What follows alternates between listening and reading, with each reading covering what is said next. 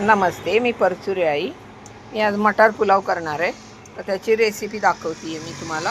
हा कांदा आहे, हे लसूण मिरची वाटलेली आहे, हा आलं लसणाची पेस्ट आहे, हे जिरी मोहरी हिंग हळद एवढं लागेल.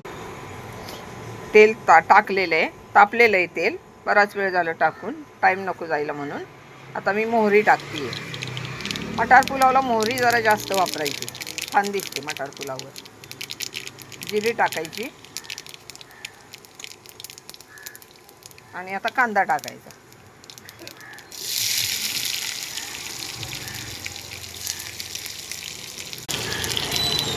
कांदा टाकलेला आहे. आता त्याच्यावर हिरवी मिरची थोडीशी टाकणार आहे, अगदी थोडीशी. तिखट आवडत नसेल तर मिरची टाकू नका तुम्ही. मला ऑर्डर आहे, आज मी दुकानावर करते मटार पुलावची ऑर्डर आहे म्हणून करते. तर त्या लोकांना तिखटच लागतो म्हणून. आता जरा कांदा होत आला ना, आलं लसूण टाक. कांदा होत आलेला आहे. आता आला लसणाची पेस्ट टाकते आहे.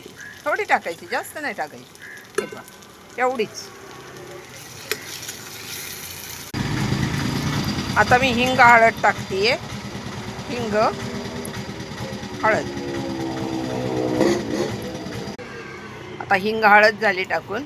कांदा थोडासा कचरट ठेवायचा, खूप कच्चा नाही ठेवायचा, पण थोडासा कचरट ठेवायचा. अगदी लाल लाल नाही करायचा, त्याचा फ्लेवर वेगळा येतो. आता वाटाणा टाकते आहे, भरपूर वाटाणा टाकायचा आणि हलवायचं, गरम करायचा वाटाणा. तर वाटाणा थोडासा परतून झाला,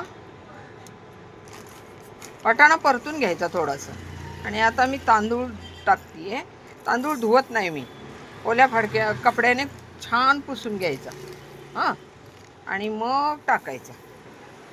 पुसून घेतलेला आहे चांगला ओल्या कपड्याने आणि टाकायचं.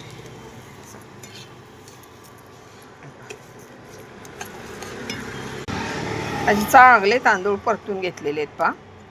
हे पहा, परतून घेतले चांगले. आता मी पातेल्यात ओतून घेते आहे. मी कुकर लावणार आहे.